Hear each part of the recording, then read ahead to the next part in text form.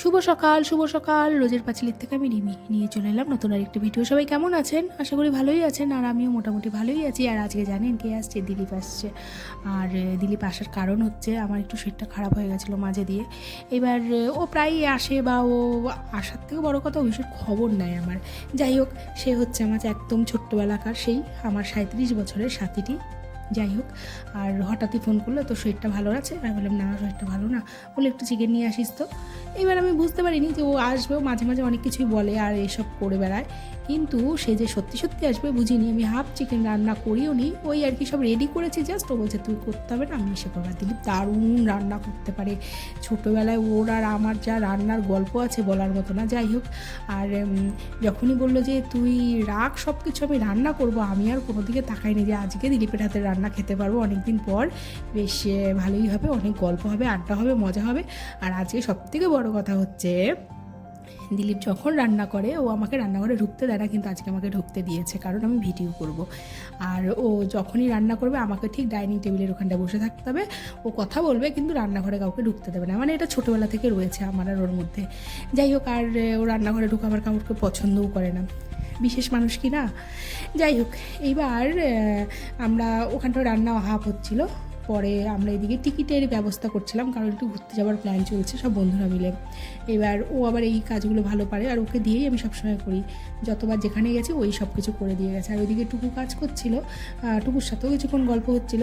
আর মাংসটা এত সুন্দর কষিয়েছে না আজকে, বলার মতো না, এত ভালো রান্না হয়েছে। আর আমি তখনও স্নান করে উঠতে পারিনি। যাই হোক, আমি একটু বসেই ছিলাম, শরীরটা ভালো ছিল না তাই। আর যাই হোক, আজকে একসাথে অনেক দিন পর আবার সেই রান্নাঘরে, আর তারপর আবার একসাথে খাওয়া দাওয়া একসাথে, বেশ আজকের দিনটা খুব ভালোই কাটলো।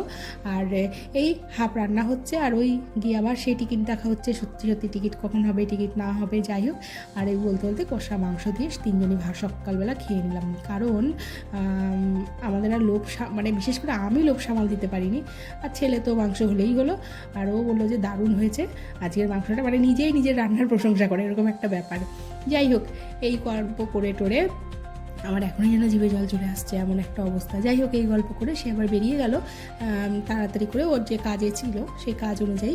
আর আমিও এদিকে ওর সাথে একটু গল্প করলাম। আমার সেই পেয়ারা বাগান, মানে পেয়ারা আর লেবু বাগানের মতন একটা গাছ টাইপের করেছি, যে ছাদ বাগানে করবো বলে, সেগুলো একটু দেখলো কম বেশি।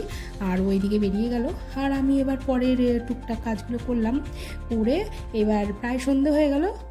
এবার সন্ধ্যের পরে আমার সন্ধ্যেরও কম বেশি দু একটা কাজ থাকে আর কি, সেগুলো করার পরে দেখলাম একম এসেছিল।